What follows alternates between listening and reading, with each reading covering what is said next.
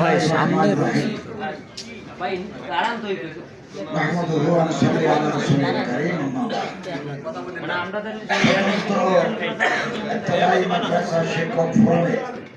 ব্যবস্থাপনায় আয়োজিত আজকের সম্মেলনের মহতরম সভাপতি, ইসলামিক ফাউন্ডেশনের বোর্ড অফ গভর্নরশিপ নতুন নির্বাচিত গভর্নর মাওলানা মুসাদ্দিকুল্লাহ আল মাদানী সাহেব, শিক্ষক নেতৃবৃন্দ, সুধীমণ্ডলী, আপনাদের যৌক্তিক দাবির সাথে আমি এক সভায় একমত। 2023 সালে নয়া দিগন্তে, এটা আমার লিখিত পোস্ট এডিটোরিয়াল, আমি দুটা আর্টিকেল লিখেছি নয়া দিগন্তে, পোস্ট এডিটোরিয়াল লিখতাম 2019 সাল থেকে, এবং ওখানে বলেছি যে আমাদের ইবতদায়ী মাদ্রাসাগুলোকে যদি আমরা লালন করতে না পারি, চালাতে না পারি, আগামী দিনের ইসলামের শিক্ষার ভবিষ্যৎ অন্ধকার। এবং আমাদের সাবেক প্রধানমন্ত্রী এটা ঘোষণা দিয়েছিলেন 5000 স্বতন্ত্র ইবতদায়ী মাদ্রাসাকে এমপিভুক্ত করবেন, কিন্তু নানা কারণে সেটা হয় নাই। এবং 1,30,000-এর মতো বা তার চাইতে বেশি সরকারি প্রাইমারি স্কুল আছে। এই সমস্ত টিচারদের জন্য শিক্ষক প্রশিক্ষণ ইনস্টিটিউট আছে।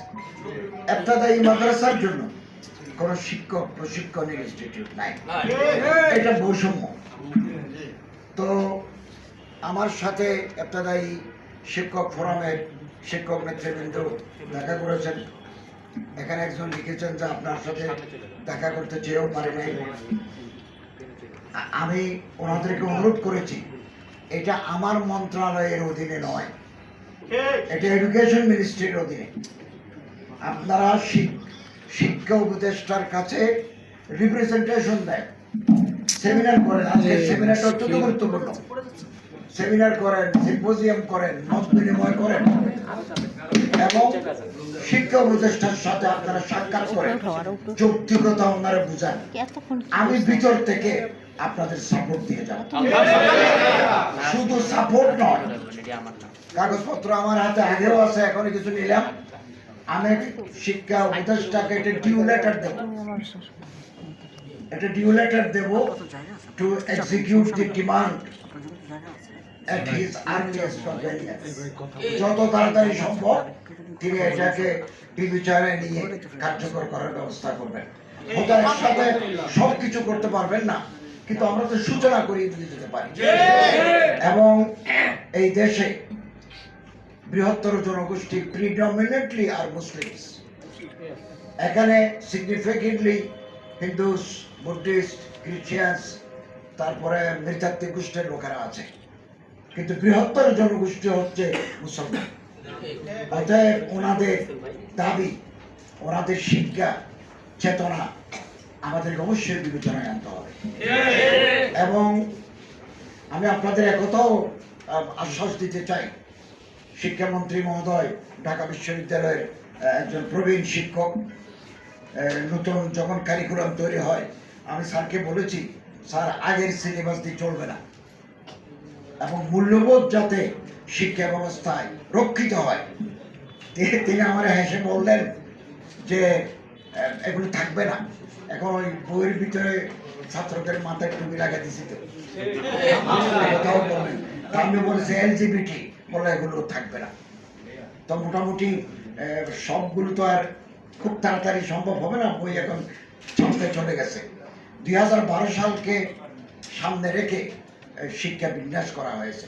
তারপরে হতে পারে কিছু ত্রুটি বিচ্যুতি থাকতে পারে, এটা আমরা আবার বসে 2000 পরবর্তী সময়ের যে শিক্ষা কার্যক্রম, যে পাঠ্যপুস্তক বাজারে আসবে, এটাকে একবারে নির্মূল করার প্রয়াস আমরা চালাবো।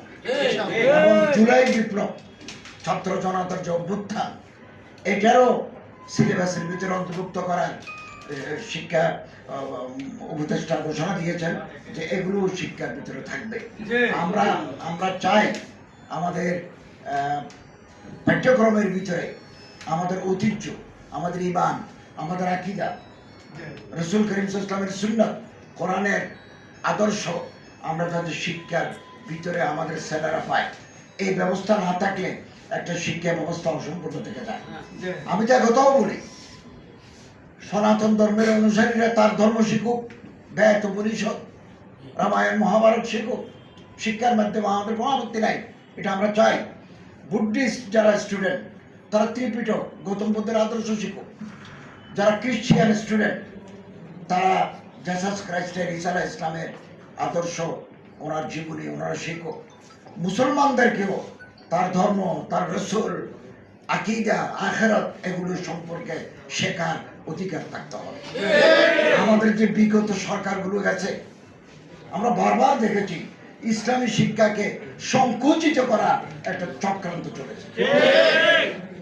আমি নিজে সারা জীবন আমি শিক্ষক, কখনো আলিয়া, কখনো কবি, কখনো অনার্স কলেজে, কখনো বিশ্ববিদ্যালয়।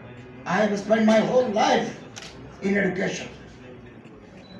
জাতীয় বিশ্ববিদ্যালয় থেকে আমরা অতিথি দেখেছি, ইকোনমিক্স ওকে, ফিলোসফি ওকে, জুলজি ওকে, সোশ্যাল সায়েন্স ওকে, ইসলামী শিক্ষা no। এগুলো আগামী দিনে চলতে পারবে না ইনশাআল্লাহ। এদেশের বৃহত্তর জনগোষ্ঠীর দাবি, এটা তো আমার সাংবিধানিক অধিকার। আমি আমার ধর্ম, আমি আমার ইসলাম শিক্ষা, ইসলামিক এডুকেশন আমি শিখব। একজন শিশু